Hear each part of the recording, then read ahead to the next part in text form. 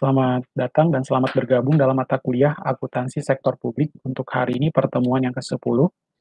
Pembahasan kita pada pagi hari ini kita akan membahas tentang sistem akuntansi pemerintah. Ya, biasanya sebutan sistem akuntansi pemerintah yang menyebut dengan sebutan sistem akuntansi instansi atau SAI. Nah, di awal pertemuan kita akan melihat berbagai singkatan-singkatan di dalam sistem akuntansi pemerintahan atau sistem akuntansi instansi. Ya, sebenarnya perbedaan mendasar dari sistem akuntansi ke standar akuntansi keuangan itu untuk membuat sebuah laporan keuangan menurut standar akuntansi keuangan. Tetapi begitu kita bicara sistem akuntansi instansi, ini tentu dasar pedoman kita menggunakan sistem akuntansi pemerintahan atau SAP. Nah, kita lihat beberapa istilah yang memang sering digunakan dalam sistem akuntansi pemerintahan. Semoga teman-teman bisa menyimak yang disampaikan melalui yang sudah saya share di dalam e-learning Budi Dharma. Nah, beberapa singkatan. Yang pertama, menurut Peraturan Menteri Keuangan Nomor 59. Ada sistem akuntansi instansi atau SAI, kemudian sistem akuntansi pemerintah pusat atau SAPP, lalu ada sistem akuntansi pusat atau SIAP, laporan keuangan pemerintah pusat atau LKPP, ada kantor pelayanan perbendaharaan negara atau KPPN, ya ini biasa juga bukan hanya dibahas dalam akuntansi sektor publik, tetapi juga dibahas di dalam akuntansi pajak, bahkan mata kuliah perencanaan pajak, akuntansi pajak, pajak internasional, ya, KPPN, Kantor Pelayanan Perbendaharaan Negara. Lalu ada BMN, Barang Milik Negara. Selanjutnya ada Sistem Akuntansi Barang Milik Negara atau SABMN. Ada Bagan Akun Standar atau BAS. Kemudian Pengguna Anggaran atau PA. Pengguna Barang atau PB. Yaitu disampaikan melalui Peraturan Menteri Keuangan Nomor 59. Ya, masih di PMK yang sama, PMK 59, ada unit akuntansi instansi. Lalu unit akuntansi instansi ini adalah UAI. Kemudian ada unit akuntansi pengguna anggaran atau UAPA. Lalu ada unit akuntansi pengguna barang atau UAPB. Selanjutnya ada UAPPA E1, yaitu unit akuntansi pengguna anggaran eselon 1. Kemudian ada unit akuntansi pembantu pengguna barang eselon 1 untuk UAPPB E1. Lalu ada UAPPAW, yaitu unit akuntansi pembantu pengguna anggaran wilayah. Lalu ada UAPPBW, unit akuntansi pembantu pengguna barang wilayah. Ada unit akuntansi kuasa pengguna anggaran atau UAKPA. Selanjutnya ada UAKPB, unit akuntansi kuasa pengguna barang. Ya. Itu beberapa singkatan yang memang sering digunakan dalam akuntansi pemerintahan atau akuntansi sektor publik. Nah, kita beralih dari PMK 59 sekarang ke PMK 171. Beberapa akronim singkatan yang biasanya dibahas ada unit akuntansi instansi, UAI, ada arsip data komputer atau ADK, badan layanan umum atau BLU, kas umum negara atau KUN, sistem akuntansi kas umum negara SAKUN, lalu ada SAU, sistem akuntansi umum, selanjutnya ada sistem akuntansi bagian anggaran pembiayaan dan perhitungan atau SABAPP, ada SIMAK BMN, sistem informasi manajemen, dan akuntansi barang milik negara. Ya, hal ini disampaikan oleh PMK 171 ya, di dalam PMK 171.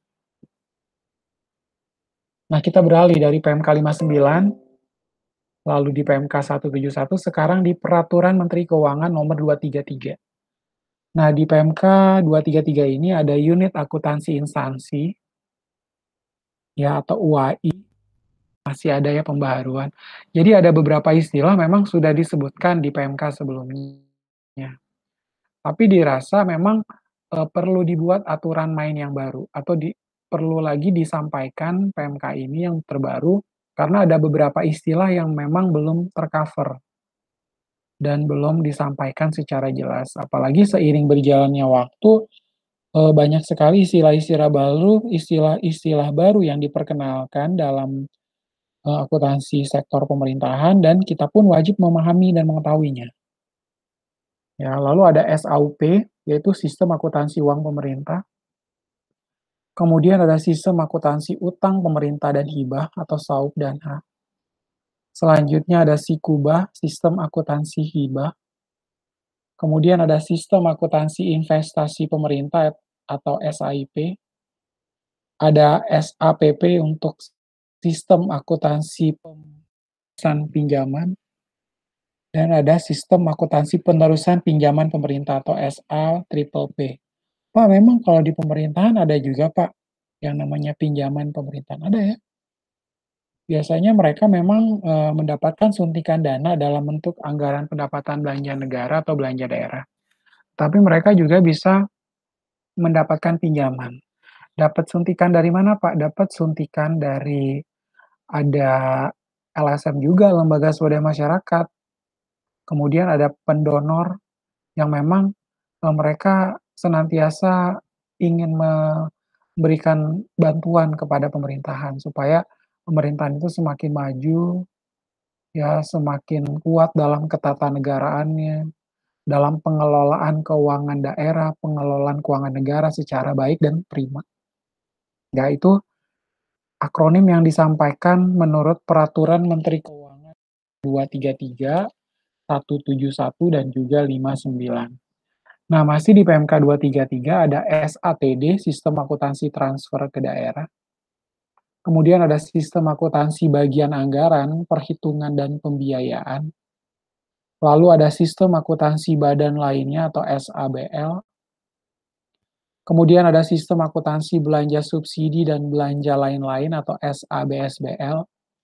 Ada Sistem Akuntansi Transaksi Khusus atau SATK. Kemudian ada SAPBL, Sistem Akuntansi dan Pelaporan Keuangan Badan Lainnya. Ya, itu di PMK 233. Nah, ini adalah beberapa istilah yang memang sudah pernah saya mention juga di pertemuan-pertemuan yang lalu. Ya, ada silpa dengan huruf I kecil. Nah, itu diartikan sebagai disingkat menjadi sisa lebih perhitungan anggaran. Ya.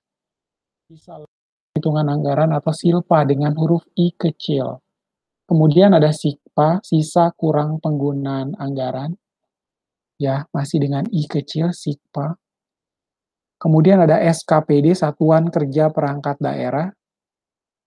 Ada laporan realisasi anggaran LRA, ada saldo anggaran lebih atau SAL, ada laporan operasional atau LO, laporan arus kas atau LAK, laporan perubahan ekuitas yaitu LPE, ada STS yaitu surat tanda setoran, kemudian ada Renstra rencana strategis, ada Renja adalah rencana kerja, ada RKAKL rencana kerja dan anggaran Kementerian Negara atau lembaga. Ya, rencana kerja dan anggaran kementerian lembaga. Nah, beberapa istilah ini pun memang sudah teman-teman dengar ya pada pertemuan kita di pertemuan 4, ya itu sudah pernah disampaikan. Ada silpa, ada sikpa, LRA, ada LAK, dan lain sebagainya. Lalu juga saya pernah menyebutkan juga tentang RPJP, Rencana Pembangunan Jangka Panjang.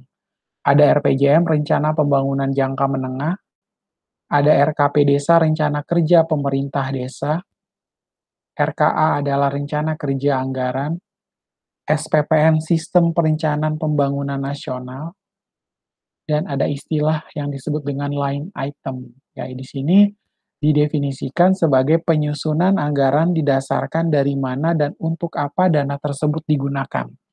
Itu adalah line item. Kemudian ada incremental budgeting, sistem anggaran belanja dan pendapatan yang memungkinkan revisi selama tahun berjalan. Ya, sekaligus sebagai dasar penentuan usulan anggaran periode tahun yang akan datang. Ya, jadi ada kalanya kita pun harus membuat dasar penentuan usulan anggaran periode tahun yang akan datang. Tahun ini menggunakan dana katakan ada 1,2 M. Nanti di tahun yang akan datang kita bisa membuat incremental budgeting. Ya, sebagai dasar untuk menentukan usulan anggaran periode tahun yang akan datang, seperti itu. Nah, kita masuk ke dasar hukum dari sistem akuntansi instansi atau pemerintahan itu di-mention di dalam perubahan ketiga Undang-Undang Dasar 1945.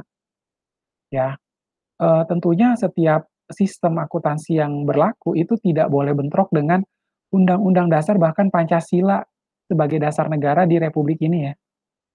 Maka dari itu kita tetap berketetapan dan juga kita tunduk terhadap Undang-Undang Dasar 1945. Dan itu disampaikan atau di-mention dalam artikel 23C. Hal-hal lain mengenai keuangan negara diatur dengan undang-undang. Ya. Maka dari itu, aturan mainnya bukan hanya diterapkan nanti di dalam undang-undang, tapi ada peraturan Menteri Keuangan, ada peraturan Presiden, bahkan ada peraturan pemerintah dan lain sebagainya sebagai pelengkap atau supporting regulation terhadap dasar hukum dari Undang-Undang Dasar 1945.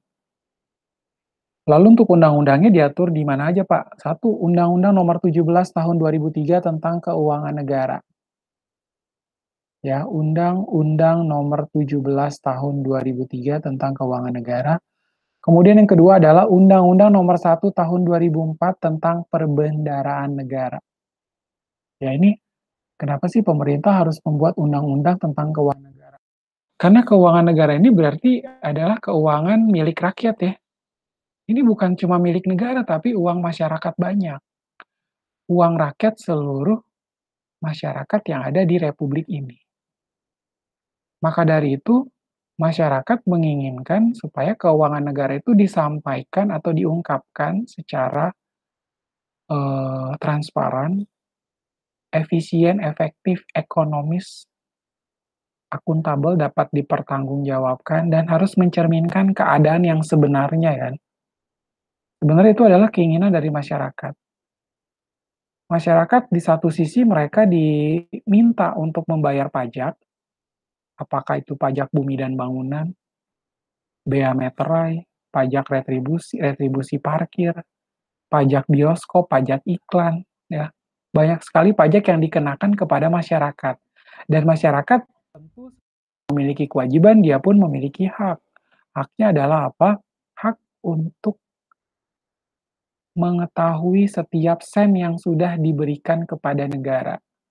Maka dari itu, masyarakat akan menuntut untuk presiden memberikan advice kepada masing-masing pemerintahan provinsi ataupun kementerian kementerian kelembagaan di negara ini supaya apa bisa menyampaikan setiap pengelolaan keuangan yang sudah mereka lakukan. Ya, jadi jangan semata-mata dana sudah dialokasikan bagi masing-masing daerah atau masing-masing kementerian, tetapi tidak bisa dipertanggungjawabkan dengan baik. Maka dari itu kita perlu aturan main yang tepat ya. Aturan mainnya adalah dari undang-undang yang harus mengikuti undang-undang dasar atau dalam artian bahwa undang-undangnya itu harus tunduk terhadap undang-undang dasar yang berlaku di negara seperti itu. Ya, undang-undangnya juga ada Undang-Undang Nomor 15 Tahun 2004 tentang pemeriksaan pengelolaan dan tanggung jawab keuangan negara. Ya, kita pun harus melihat, oh ternyata memang dianggap penting tentang pengelolaan keuangan negara. Nggak bisa sembarangan. Ya harus disampaikan sedemikian rupa, ya supaya apa, supaya masing-masing institusi kelembagaan yang ada di bawah naungan Republik Indonesia ini bisa menyampaikan hasil keuangan mereka. Ya jangan mereka beranggapan begini ya, "Ah, saya ngapain, orang besok juga bulan depan dikasih lagi dapat suntikan dana dari presiden." Ya mereka lupa bahwa setiap dana yang nantinya sudah dialokasikan ini harus diapakan, harus dipertanggungjawabkan kembali kepada presiden dan kemudian apa, diperiksa oleh Badan Pemeriksa Keuangan. Badan Pemeriksa Keuangan akan periksa, kemudian apa, dari sana presiden akan menyampaikan kepada ya dari hasil pemeriksaan oleh BPK tadi, akan sampaikan kepada Dewan Perwakilan Rakyat. Ya, jadi misalnya nih tahun anggaran 2019, maksimal di bulan keempat tahun depan, misalnya di bulan April atau Mei tahun 2021, misalnya di tahun anggarannya 2019, berarti bulan April atau Mei itu masing-masing pemerintahan provinsi atau kementerian kelembagaan itu harus sudah menyampaikan kepada presiden. Supaya apa? Supaya bisa diperiksa keuangan negara ini oleh Badan Pemeriksa Keuangan. Nanti di bulan ke-6, bulan Juni itu maksimal sudah sampai kepada Dewan Perwakilan Rakyat untuk direview. Ya, apakah sudah dijalankan sebaik-baiknya atau sedemikian rupa. Sesuai dengan undang-undang yang berlaku dengan koridor yang sudah ditetapkan. Ya, jadi jangan sampai mereka keluar dari aturan main yang ada. Tidak boleh seperti itu. Ya, jadi undang-undang ini dirasa penting, memang dirasakan perlu untuk dibuat. Jangan sampai mereka melanggar atau mereka juga ogah-ogahan, ya ngapain, nggak ada juga yang ngelihat. Padahal mereka lupa, masyarakat ini pun bukan masyarakat yang bodoh ya, masyarakat pun akan menilai. Setiap ada kejanggalan, mereka bisa buat surat terbuka juga kepada presiden atau melakukan pelaporan kepada institusi yang memang bisa menerima keluh kesah masyarakat, ya. Mereka jangan lupa bahwa sekarang juga ada KPK, mengawasi setiap gerak-gerik pejabat yang saat ini sedang memimpin, ya. Jadi kalau misalnya mereka ternyata melakukan hal-hal yang tidak diinginkan, tentunya pun akan menilai dan mengawasi, karena masyarakat merasa bahwa apa, bahwa uang ini adalah uang mereka, dan mereka memiliki hak untuk mengetahui kemana uang tersebut digunakan. Apakah untuk operasional kah? Apakah nanti digunakan buat melakukan studi banding ke luar negeri dan lain sebagainya, yaitu yang penting adalah harus dipertanggungjawabkan. Sejauh bisa dipertanggungjawabkan, tentu masyarakat akan merasa apa? Merasa satisfied, "Oh ternyata nggak sia-sia gua selama ini bayar pajak, tapi sudah digunakan atau dialokasikan untuk keperluan negara secara baik." Ya, pemerintah kan akan memberikan, pelayanan berupa fasilitas umum, fasilitas sosial secara prima kepada masyarakat, kemudian yang berikut adalah menyediakan atau pembangunan dan pengembangan infrastruktur. Ya, pembangunan infrastruktur itu bukan hanya dilakukan di wilayah Republik Indonesia, namun apa, bukan hanya dilakukan di ibu kota Republik Indonesia, di Jakarta, tapi juga harus merata hampir di seluruh pelosok di Indonesia, ya. Harus rata, harus tunduk kepada Pancasila, sila yang kelima, keadilan sosial bagi seluruh rakyat Indonesia, tanpa terkecuali. Siapapun warga negara Indonesia, mereka pun berhak mendapatkan keadilan yang sama, ya nggak? Tentunya kita harus tunduk terhadap aturan ketatanegaraan yang ada di negara ini. Ya, tadi sudah disampaikan dasar hukumnya ada Undang-Undang Dasar 1945, perubahan ketiga, lalu aturan di bawahnya ya, ada Undang-Undang Nomor 17 Tahun 2003 tentang Keuangan Negara, ada Undang-Undang Nomor 1 Tahun 2004 tentang Perbendaharaan Negara, Undang-Undang Nomor 15 Tahun 2004 tentang Pemeriksaan, Pengelolaan, dan Tanggung Jawab Keuangan Negara, ada Peraturan Menteri Keuangan Nomor 23 PMK 05 2011, Lalu ada PMK nomor 171, PMK 05 2007, dan PMK nomor 59 garing PMK 06 2005. Nah, ini sudah disampaikan dari mana? Sudah disampaikan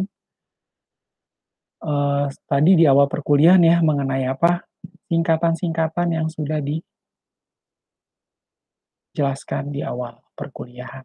Ada PMK 59 pertama, lalu ada PMK 171 dan PMK 233.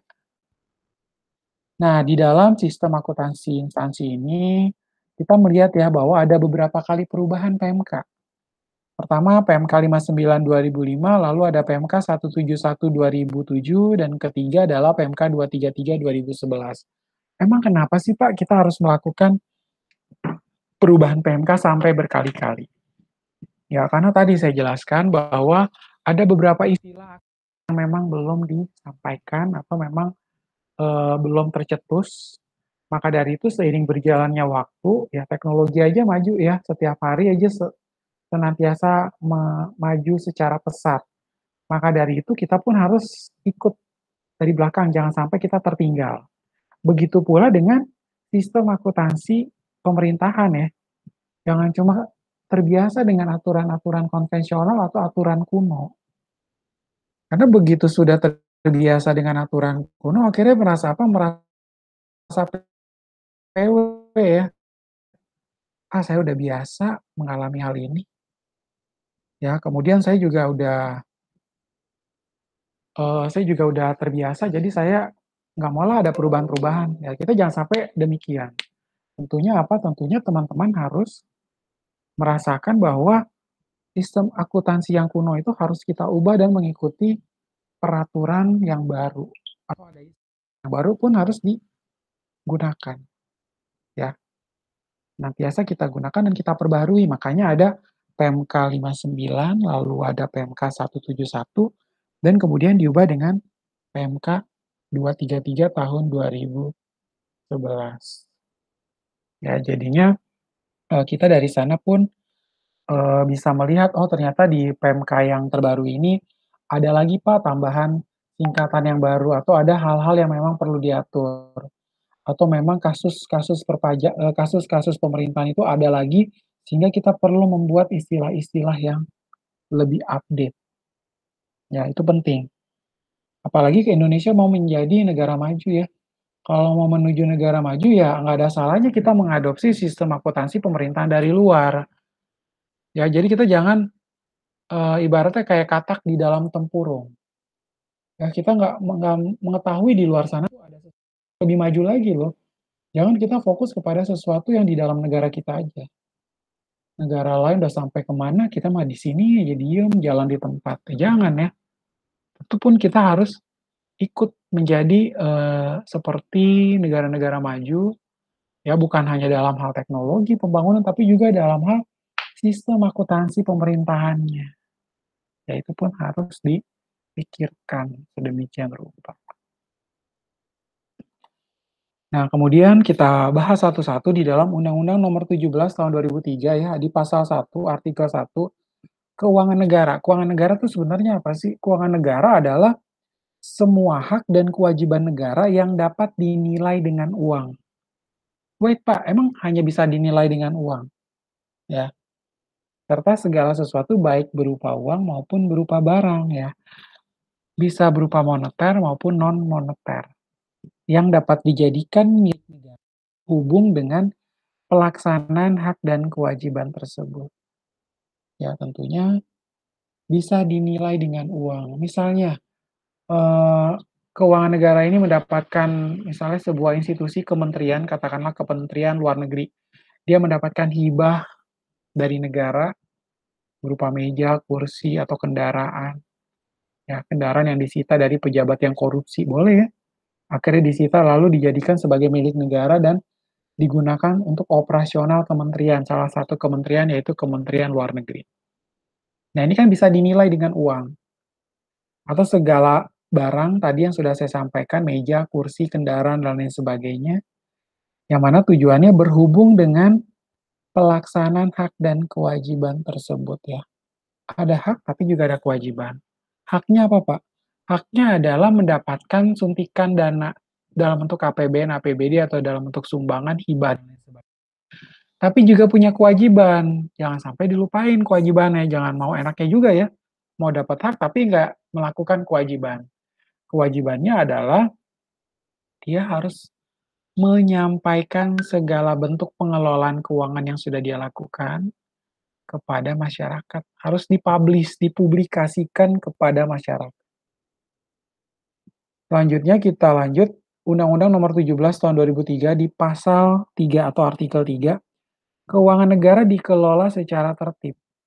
Ya harus dikelola secara tertib ya, jangan semaunya aja. Ya ngapain Pak, ini kan punya negara ini, suka-suka saya loh. Saya juga di-hire dari pegawai negeri sipil, dari aparatur sipil negara, susah Pak tesnya. Jadi suka-suka saya untuk mau melaporkan iya, kalau enggak ya udah, nggak usah maksa. Nggak gitu ya. Semuanya harus dijalankan secara taat pada peraturan perundang-undangan. Kemudian harus apa? Efisien, ekonomis, dan efektif. Jangan mentang-mentang uang rakyat disalahgunakan suka-suka. Ya, kalau kemarin saya pernah kasih contoh pengadaan komputer ya tentunya harus digunakan untuk pengadaan komputer secara baik, pengadaan barang di dalam lingkup departemen tertentu atau di kementerian tertentu atau di pemerintahan provinsi tertentu, lalu harus tetap melakukan penandingan terhadap beberapa supplier atau vendor yang memang dirasa bisa memberikan kualitas barang atau produk tapi dengan harga yang kompetitif. Ya, tentunya harus memenuhi hal ini, harus efisien, ekonomis, dan juga efektif. Dan tentunya keuangan negara ini pun harus transparan ya, terbuka, nggak ada yang ditutup-tutupi, dan bertanggung jawab dengan memperhatikan rasa keadilan dan kepatutan. Harus adil dan patut. Ini wajar nggak? Patutkah atau tidak? Seperti itu. Ya, itu adalah di pasal 1 dan juga di pasal 3. Kemudian di pasal 6, pengelolaan keuangan negara dikuasakan kepada menteri atau pimpinan lembaga selaku pengguna anggaran atau pengguna barang. Pak, berarti nanti mereka kan sebagai pengguna anggaran atau pengguna barang yang sudah diberikan dalam bentuk hibah atau sumbangan tadi. Nah, nantinya mereka pun karena sudah dikuasakan, mereka harus apa? Harus melaporkan. Mereka udah mengelola keuangan negara, tentunya misalnya tadi di kementerian, kementerian ini kan pasti dipimpin oleh seorang menteri. Nah, menteri itu kan dia bisa nggak memanage uang itu dengan baik? Dengan dana yang sekian, nggak seberapa, tapi dia bisa gunakan untuk memenuhi segala kebutuhan yang ada di dalam departemennya. Ya, berarti kan menteri ini sudah dikuasakan, didelegasikan. Presiden sudah menunjuk seorang menteri tersebut untuk mengelola dana. Nah, seorang menteri ini juga bisa dilihat kinerja performance-nya baik atau tidak ya. Dia boros atau enggak, efisien, ekonomis, efektif atau tidak. Bisa mempertanggungjawabkan nggak segala dana yang sudah diberikan kepada dia. Ya, jangan sampai dia tidak bisa mempertanggungjawabkan segala dana yang sudah diberikan atau sudah dikuasakan kepadanya. Kemudian di pasal 9, menteri atau pimpinan lembaga sebagai pengguna anggaran atau pengguna barang mempunyai tugas antara lain apa? Menyusun dan menyampaikan laporan kementerian negara atau lembaga yang dipimpinnya. Jadi harus menyusun ya yang namanya APBN tadi. Dia menyusunnya dalam bentuk apa, Pak? Dalam bentuk satu laporan arus kas, 2 laporan realisasi anggaran, neraca, 4 catatan atas laporan keuangan, dan lain sebagainya, yang mana dan juga laporan perubahan ekuitas yang mana memang diwajibkan untuk diungkapkan atau di-disclose. Ya, jadi sebagai pengguna anggaran atau pengguna barang ini, mereka pun memiliki tugas, ya, mempertanggungjawabkan setiap dana yang ada. Nah, maka dari itu kenapa ya, pada saat pertama kali seorang menteri dipilih, menteri terpilih ataupun, gubernur terpilih, di awal pemerintahan mereka, mereka pasti diminta apa? Diminta daftar harta yang mereka miliki, ya. Tentu negara ingin atau mengidentifikasi, oh ternyata menteri ini sudah mempunyai harta sekian. kalau memang, kayaknya kemungkinan untuk dia korupsi kayaknya impossible, misalnya seperti itu. Karena dirasa dia mungkin sudah berkecukupan atau, berasal dari keluarga kaya atau keluarga terpandang, seperti itu. Ya, tapi kalau misalnya tiba-tiba setelah diidentifikasi, ditelusur, ternyata ada penambahan harta yang cukup signifikan, ya, penambahan jumlah harta dalam bentuk uang tunai, ataupun bangunan atau tanah, kendaraan, dan lain sebagainya, dirasa, oh ternyata dia akhirnya memiliki harta lagi, harta yang banyak setelah dia menjadi menteri. Nah ini harus hati-hati. Tapi kita juga nggak boleh negative thinking ya. Artinya kita nggak boleh bernegatif thinking ria bahwa, wah ini pasti dia korupsi, nggak belum tentu. Jangan-jangan dia ada punya usaha keluarga, dikelola oleh istrinya, lalu mereka memiliki laba perusahaan yang sangat tinggi, ya. Jadi dia mendapatkan keuntungan dari sana. Ya tentunya seperti itu. Kemudian di pasal 29, ketentuan mengenai pengelolaan keuangan negara dalam rangka pelaksanaan APBN dan APBD, yaitu ditetapkan dalam Undang-Undang Perbendaharaan, yang ada di Undang-Undang Nomor 1 Tahun 2004 tentang Perbendaharaan Negara. Ya ini diatur secara detail dan rinci ya. Bahkan Undang-Undang Nomor 1 Tahun 2004 ini mengkhususkan, mengatur tentang pengelolaan keuangan negara dalam rangka melaksanakan APBN-APBD. Ya, seperti itu.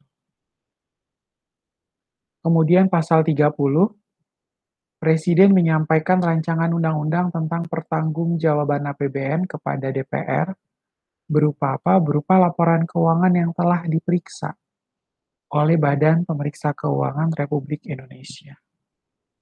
Nah, selambat-lambatnya adalah 6 bulan setelah tahun anggaran berakhir. Tadi sudah saya sampaikan, ya ini aturan mainnya ada di pasal 30, bahwa laporan keuangan itu nanti akan diperiksa oleh BPK. Nantinya itu harus disampaikan selambat-lambatnya adalah 6 bulan setelah tahun anggaran berakhir. Ya, tentunya harus tetap disampaikan. Ya, tadi juga si BPK akan melakukan pemeriksaan. Artinya juga BPK ini ibaratnya dia itu harus seperti seorang auditor independen ya. Dia nggak boleh dengerin apa yang kata presiden atau dia ada yang intervensi. Misalnya presiden intervensi keputusannya dia, atau DPR bahkan Dewan Pertimbangan Agung, Majelis Permusyawaratan Rakyat ikut ambil bagian dalam pemberian keputusan atau mengintervensi setiap keputusan yang dia ambil itu bahaya. Ya nanti si BPK ini juga akan menyajikan sebuah laporan apa, akan memberikan opini juga ya, wajar atau tidak wajarkah, wajar dengan pengecualian atau wajar apa pengecualian, tidak wajar atau dia bahkan melakukan disclaimer opinion, ya, dia tidak memberikan opini sama sekali. Ya, itu bisa dilihat. Nah, laporan keuangan itu tentunya harus disampaikan. Apa saja Pak yang akan dilaporkan, yaitu ada laporan realisasi anggaran pendapatan belanja negara atau LRA, yang tadi kita lihat definisinya di PMK 59171 dan 233. Lalu ada neraca untuk posisi keuangan, ada LAK, laporan arus kas, ada CALK, catatan atas laporan keuangan, dan melampirkan laporan keuangan BUMN dan badan lain. Yaitu ada di pasal 30. Ya, di dalam pasal 30 ini tentunya ada beberapa report yang memang harus disampaikan. Pak, ini laporannya sekali setahun atau berapa kali Pak? Ada yang triwulan juga, ada yang juga ya. Itu tentunya akan diminta dari masing-masing kelembagaan.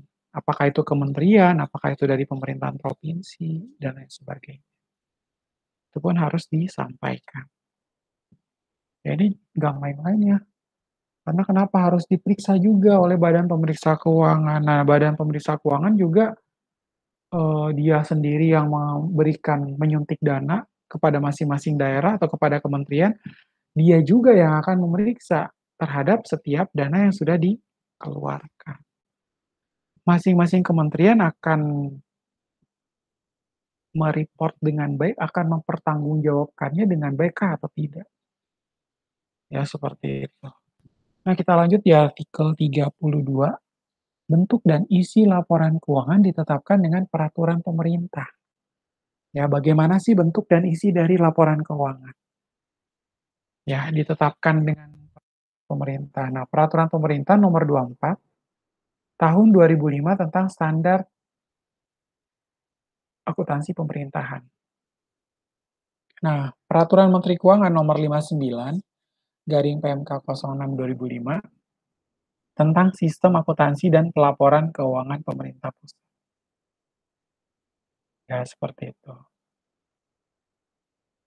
Ya, jadi kita bisa melihat, beberapa kali juga melakukan perubahan dan tentunya ini ada yang salah satunya ada yang mensupport ya bahwa peraturan pemerintah itu disupport juga oleh peraturan Menteri Keuangan nomor 59. Jadi kalau ada hal-hal yang memang belum diatur di PP 24 ya kita bisa kembali kepada peraturan Menteri Keuangan nomor 59 tentang sistem akuntansi dan pelaporan keuangan pemerintah pusat. Lalu di pasal 33 itu ada pemeriksaan, pengelolaan, dan pertanggungjawaban keuangan negara, dan diatur dalam undang-undang.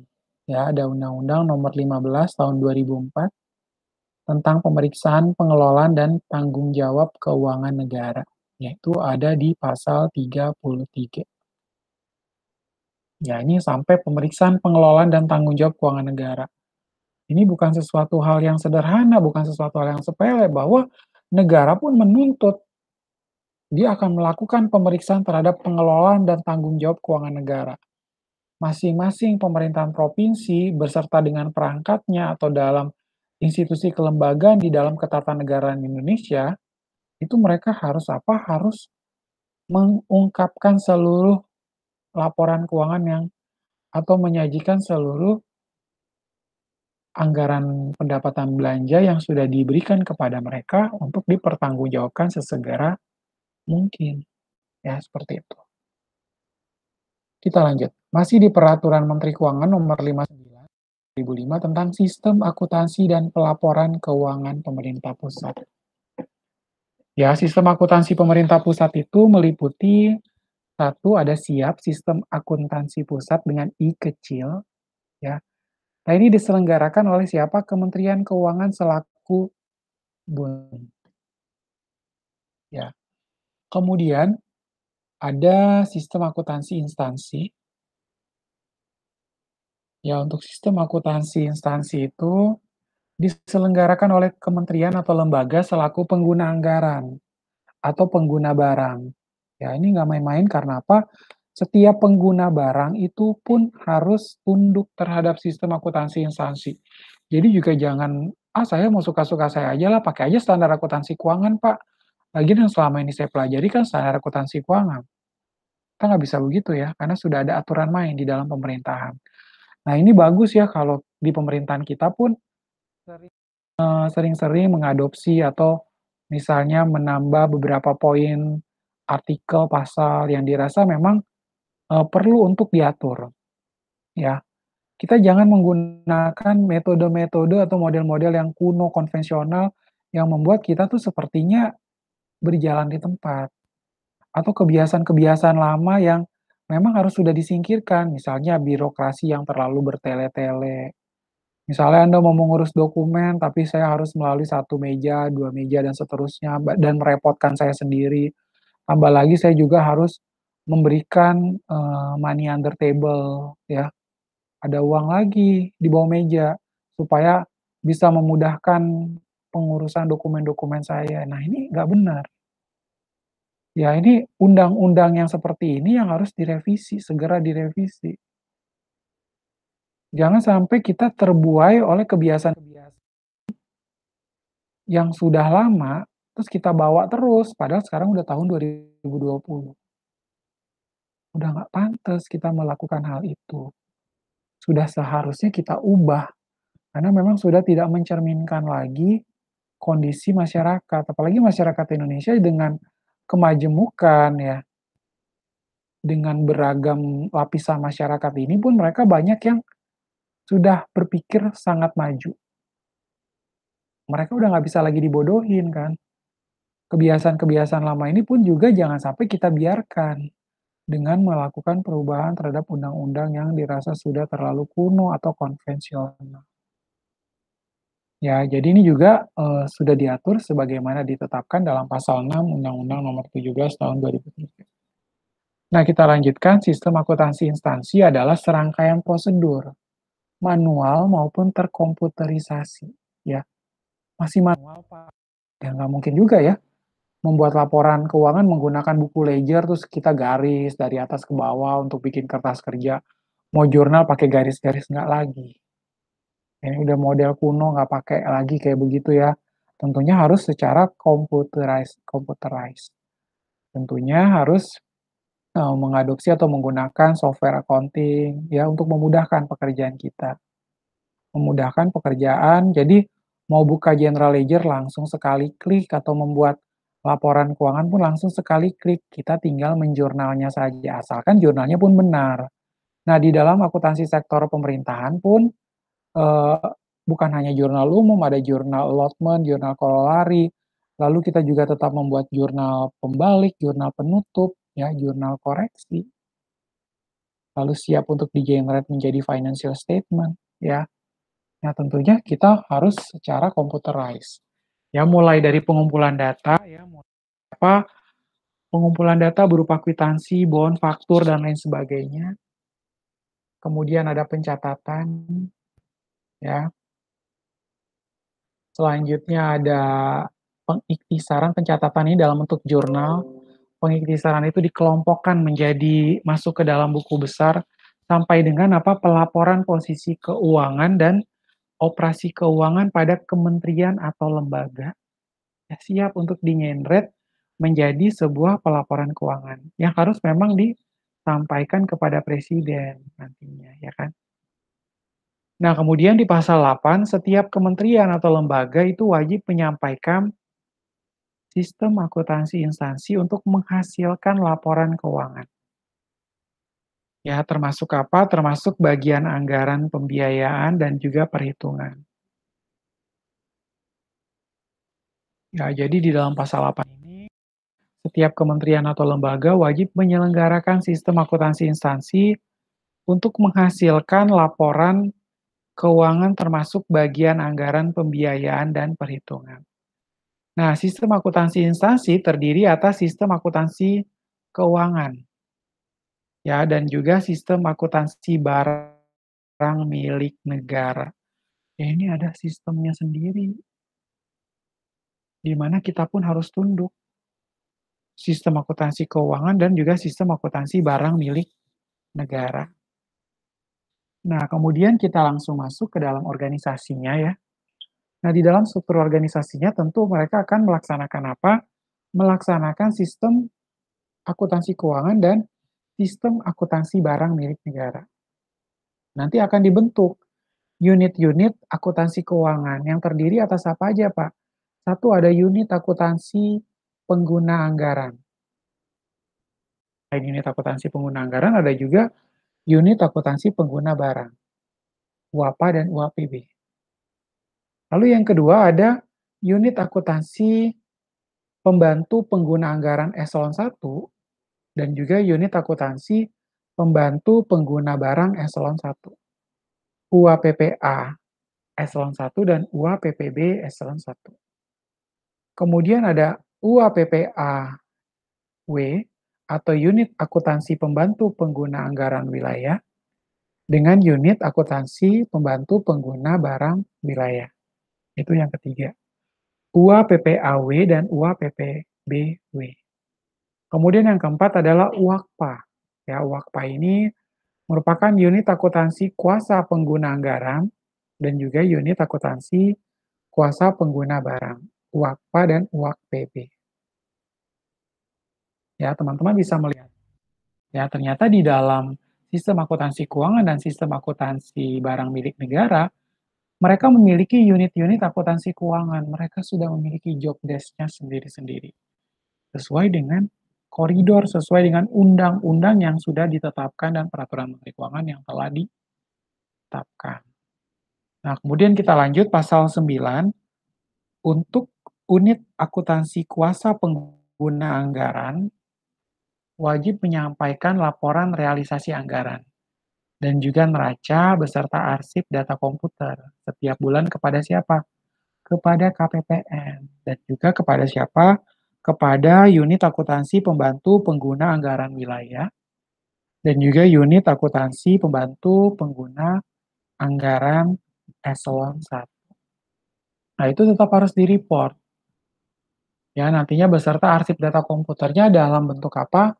Dalam bentuk flash disk, dimasukkan ya ke dalam flash disk. Jadi kalau laporan, ya bagus bisa di-print, kalau dicetak, dilampirkan saja cetakannya dan juga dilampirkan berupa flash disk. Anda tinggal ambil dari software accounting yang ada di dalam kementerian atau pemerintahan provinsi. Nah, kemudian untuk unit akuntansi kuasa pengguna anggaran itu melakukan rekonsiliasi dengan siapa? Dengan KPPN setiap bulan. Dan harus dituangkan ke dalam BAR. Nah, untuk unit akuntansi keuangan, untuk unit akuntansi kuasa pengguna anggaran, wajib menyampaikan laporan keuangan semesteran, tadi saya bilang. Tiap 6 bulanan dan tahunan dia juga harus melakukan pelaporan. Berupa apa, Pak? Satu adalah laporan realisasi anggaran, kedua adalah neraca, dan ketiga adalah catatan atas laporan keuangan. Ya, kepada siapa? Kepada unit akuntansi pengguna anggaran wilayah. Ya, sorry, kepada unit akuntansi pembantu pengguna anggaran wilayah. Nah, kemudian di pasal 10, artikel 10 untuk unit akuntansi pembantu pengguna anggaran wilayah itu akan melakukan proses penggabungan. Ya, penggabungan apa, Pak? Penggabungan laporan keuangan unit akuntansi kuasa pengguna anggaran di wilayah kerjanya menjadi laporan keuangan tingkat unit akuntansi pembantu pengguna anggaran wilayah. Ya, seperti itu. Selanjutnya, unit akuntansi untuk unit akuntansi pembantu pengguna anggaran wilayah ini wajib menyampaikan laporan realisasi anggaran dan neraca beserta juga dengan ADK setiap bulan kepada Kanwil Direktorat Jenderal Perbendaharaan dan juga kepada unit akuntansi pembantu pengguna anggaran eselon 1. Nah, untuk unit akuntansi pembantu pengguna anggaran wilayah itu akan melakukan rekonsiliasi dengan Kanwil Ditjen Perbendaharaan setiap triwulan. Ya, setiap triwulan, setiap 3 bulanan, dan dituangkan juga ke dalam BAR. Dan unit akuntansi pembantu pengguna anggaran wilayah itu nantinya wajib menyampaikan laporan keuangan semesteran dan tahunan tiap bulanan, tiap 6 bulanan, dan tiap tahunan berupa laporan realisasi anggaran, neraca, dan catatan atas laporan keuangan kepada siapa? Kepada unit akuntansi pembantu pengguna anggaran wilayah, pembantu pengguna anggaran eselon 1. Ya, seperti itu. Ya, kita lanjutkan. Nah, selanjutnya adalah unit untuk Undang-Undang 15 tahun 2004 tentang pemeriksaan pengelolaan dan tanggung jawab keuangan negara. Ya, bagaimana sih pemeriksaan pengelolaan dan tanggung jawab keuangan negara? Apa yang melatar belakanginya? Nah, latar belakangnya bahwa untuk mendukung keberhasilan penyelenggaraan pemerintah negara, keuangan negara itu wajib dikelola secara tertib ya, harus ada tata kelola yang baik. Ya, harus dikelola secara tertib, taat kepada siapa? Taat pada peraturan perundang-undangan, lalu harus efisien, ekonomis, efektif, transparan, dan bertanggung jawab dengan memperhatikan rasa keadilan dan kepatutan.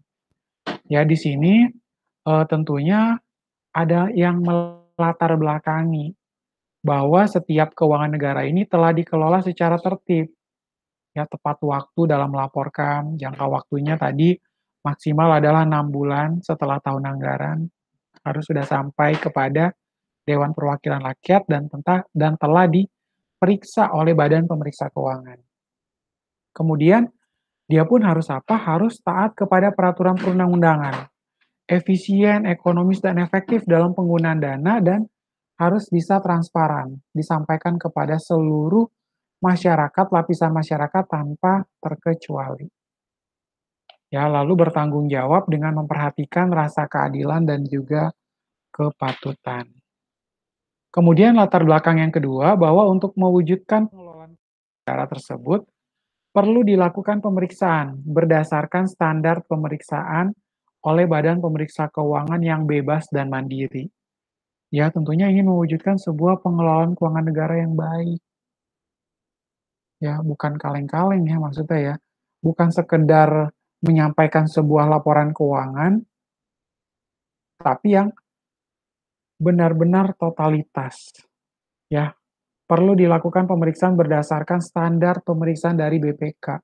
Tadi BPK juga memeriksa tidak boleh ada intervensi dari siapapun. Dia memberikan opini sesuai dengan kondisi yang sebenarnya. Nah, seperti itu, harus yang sebenarnya.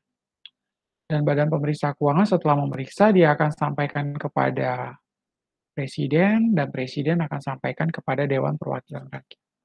Nah, kita lihat jenis-jenis pemeriksaan. Yang pertama ada pemeriksaan keuangan, ya. Pemeriksaan keuangan ini adalah pemeriksaan atas laporan keuangan. Berupa apa? Berupa laporan realisasi anggaran, lalu ada neraca, catatan atas laporan keuangan, dengan memberikan opini, ya, dengan memberikan opini, pernyataan profesional mengenai tingkat kewajaran informasi yang disajikan. Ya, wajar atau enggak sih sebenarnya? Informasi tersebut wajar atau tidak? Tingkat kewajaran informasi yang disajikan oleh manajemen atas laporan keuangan yang bersangkutan. Ya, catatan atas laporan keuangannya benar-benar mensupport nggak terhadap setiap elemen-elemen di dalam laporan keuangan tersebut. Ya, lalu jenis pemeriksaan yang kedua yaitu pemeriksaan kinerja. Nah, pemeriksaan kinerja ini adalah pemeriksaan atas pengelolaan keuangan negara yang terdiri atas pemeriksaan aspek ekonomi, aspek efisiensi, dan juga aspek efektivitas. Ya, jadi pemeriksaan kinerja itu adalah pemeriksaan atas pengelolaan keuangan negara, yang mana terdiri atas pemeriksaan baik itu aspek ekonomi cukup ekonomis atau tidak, efisien dan efektif atau enggak. Kalau dia sudah dikasih kuasa, didelegasikan, ya seorang menteri ini, ternyata dia tidak bisa mengelola dananya secara ekonomis atau secara efisien dan efektif, pasti dia lama-lama bisa dicopot ya oleh presiden. Presiden nggak puas dengan kinerja performance yang dilakukan oleh menteri tersebut. Ya udahlah, mendingan saya ganti sama orang yang lebih berkompeten di bidangnya. Ya, seperti itu. Kemudian jenis pemeriksaan yang berikut adalah pemeriksaan dengan tujuan tertentu atau PDTT. Ya, PDTT ini adalah pemeriksaan yang dilakukan dengan tujuan khusus. Ya, harus dilakukan dengan tujuan khusus di luar pemeriksaan keuangan dan pemeriksaan kinerja.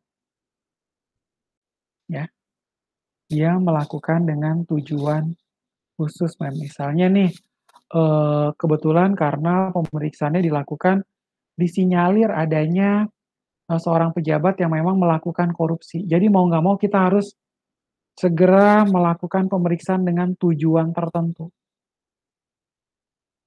Pemeriksaan menyeluruh di dalam departemen yang ternyata diketemukan adanya penggelembungan dana atau manipulasi terhadap data dokumen tertentu. Ya memang tujuannya dilakukan untuk hal tersebut. Seperti itu.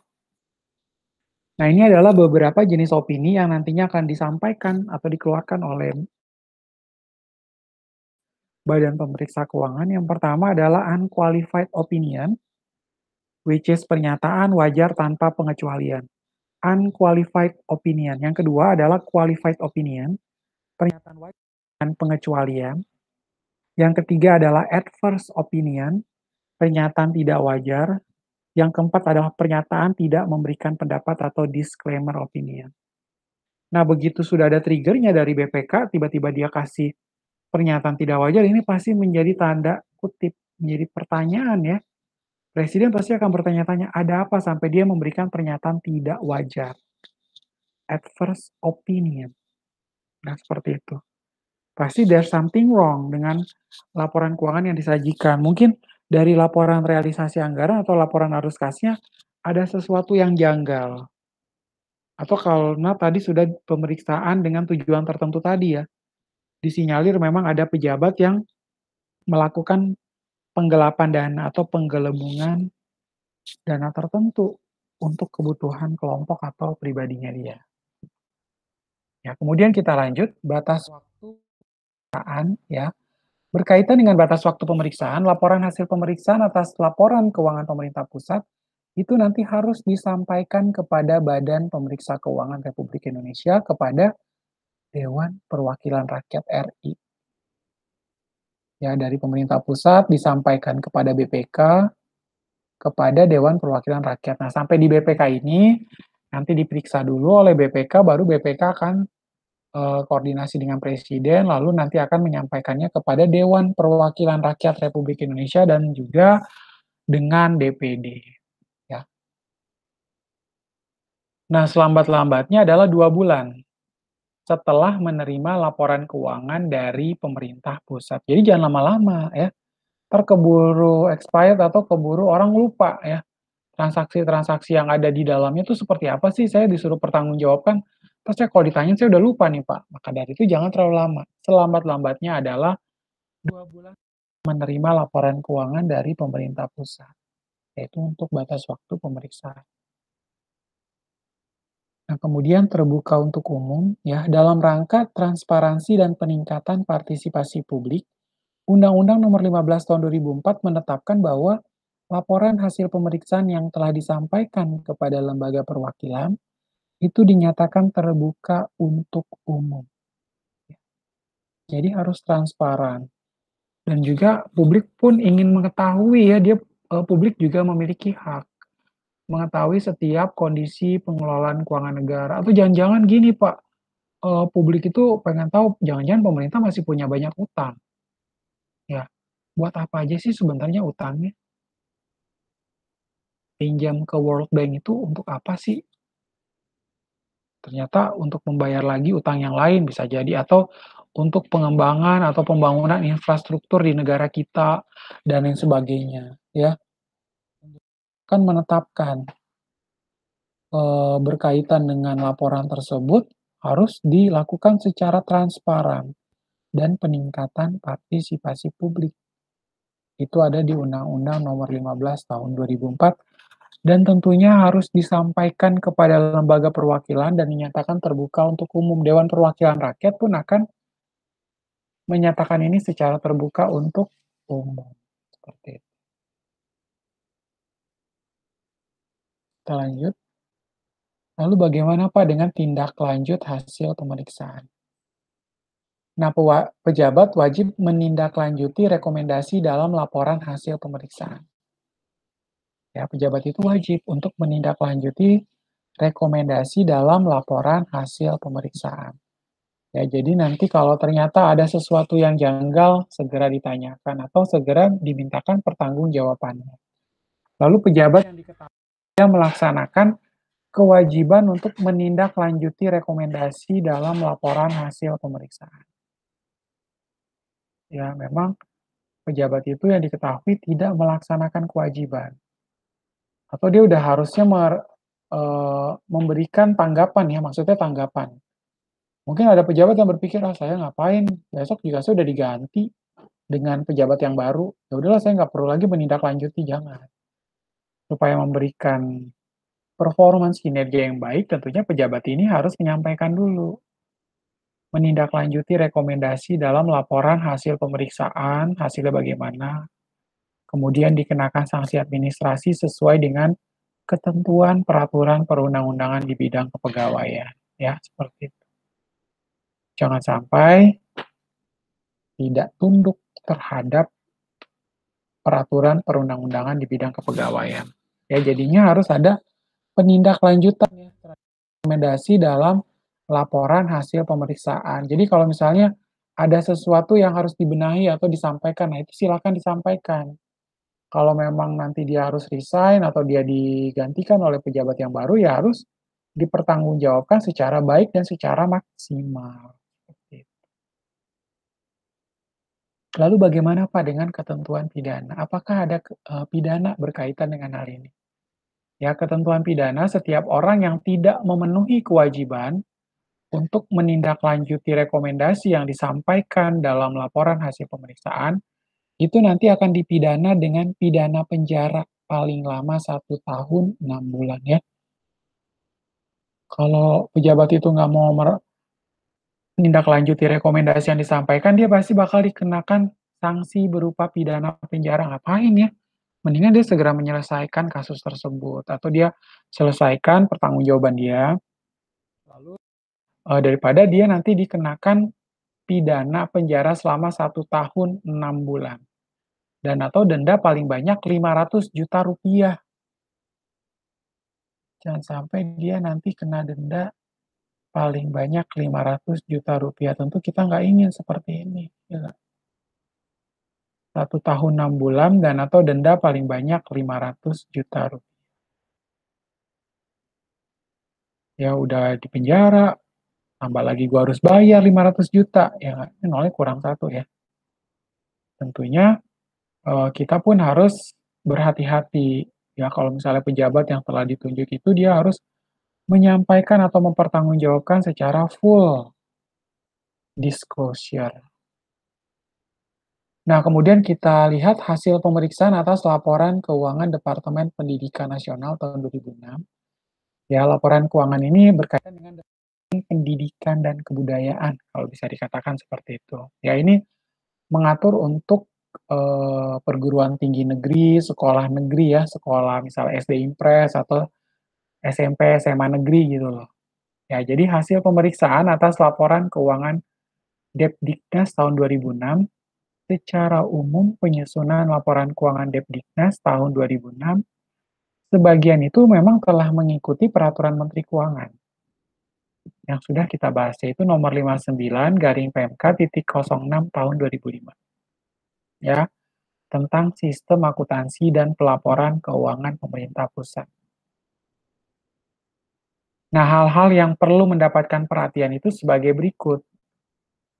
Ya, untuk untuk uang angsurannya mahasiswa maksudnya ya, uang angsuran wajibnya mahasiswa itu belum difungsikan sebagaimana mestinya. Kemudian untuk neraca belum menggambarkan keadaan yang sebenarnya. Contohnya adalah saldo kas, saldo bank, dan saldo persediaan. Nah, ini bahaya ya kalau di dalam laporan keuangan, elemen-elemen laporan keuangannya itu tidak mencerminkan keadaan yang sebenarnya, ya bisa dikatakan bahwa laporan ini tidak bisa dipertanggungjawabkan. Ya, saldo kasnya beda dengan yang sebenarnya, saldo banknya juga beda atau persediaan pun menjadi beda. Ya, tentu kita tidak ingin sampai hal ini terjadi. Ya, kemudian kita lanjutkan. Untuk piutang pendapatan nasional bukan pajak berdasarkan akrual, ya ini ada angsuran mahasiswa atau pihak ketiga itu adalah pendonor ya, atau orang tua wali, katakanlah seperti itu. Nah, ini masuk dalam kategori piutang pendapatan nasional bukan pajak. Nah, kemudian yang berikut ada aset tetap belum dinilai sesuai dengan apa? Belum dinilai sesuai dengan keadaan sebenarnya. Misalnya untuk tanah, nilai jual objek pajaknya, kondisi barang inventaris, B, garing R atau garing RB, maksudnya adalah bahwa aset tetap itu kan harus menunjukkan nilai yang sesuai ya. Artinya kalau memang asetnya itu perlu dilakukan revaluasi aktiva tetap oleh jasa penilai publik ya harus segera dijalankan, ya. Harus segera dilakukan. Jadi lebih baik kita pengen tahu nih, misalnya aset-aset yang ada di sebuah perguruan tinggi negeri. Meja, kursi nilainya sekarang berapa atau kendaraan tuh sekarang nilainya berapa. Aset tetap belum dinilai sesuai dengan keadaan yang sebenarnya. Bagaimana dengan nilai tanah tersebut, nilai jual objek pajaknya, lalu kondisi barang inventaris, apakah sudah selesai atau sudah selesai penyusutannya, atau perlu kita nilai kembali, atau jangan-jangan harus kita destroy terhadap aset tersebut, ya. Berikut adalah status kepemilikan tanah, ya. Status kepemilikan tanahnya bagaimana di dalam neraca tersebut. Apakah sudah SHM, sertifikat hak milik, ataukah belum? Lalu pengadaan barang yang dilaksanakan oleh fakultas atau UPT atau lembaga dan belum dilaporkan kepada rektorat dan tidak tercatat dalam neraca perguruan tinggi negeri. Nah, setiap pengadaan barang itu harus direport kepada rektorat ya. Rektorat kan pimpinan tertinggi. Kalau ternyata nih pengadaan barang misalnya penyediaan komputer, laptop di laboratorium komputer, akuntansi atau laboratorium komputer pajak, katakan seperti itu. Nah, itu pun harus disampaikan kepada rektorat. Nah, ini masih banyak yang belum diketahui secara jelas, rektornya juga nggak tahu. Ya, lalu ada rekonsiliasi antara SABMN, ya, sistem barang milik negara dan juga sistem akuntansi keuangan itu belum dilaksanakan. Ya, rekonsiliasi antara sistem akuntansi barang milik negara dan sistem akuntansi keuangan itu belum dilaksanakan. Lalu, laporan realisasi anggaran belum menggambarkan keadaan yang sebenarnya. Ya, untuk laporan realisasi anggaran itu belum menggambarkan kondisi yang sebenarnya. Dan belum seluruh pendapatan nasional bukan pajak disetorkan ke rekening ke rekening rektor tersebut. Ya, jadi artinya setiap dana-dana yang tadi itu memang wajib untuk disetorkan ke rektorat, tapi biasanya rekening rektorat itu atas nama perguruan tinggi, ya, nggak namanya rektorat langsung. Jadi atas nama perguruan tinggi, nanti ada yang di-keep oleh rektorat untuk keperluan operasional di dalam perguruan tinggi tersebut, tapi ada yang diserahkan ke kas negara, ya. Tetap ya, perguruan tinggi negeri itu mereka kan bukan hanya dapat dari mahasiswa aja, apalagi sekarang untuk uang kemahasiswaan di perguruan tinggi negeri sama swasta sama aja ya, nggak jauh beda, sama-sama mahal, ibaratnya seperti itu. Maka dari itu pun harus disampaikan atau disetorkan ke rekening rektor.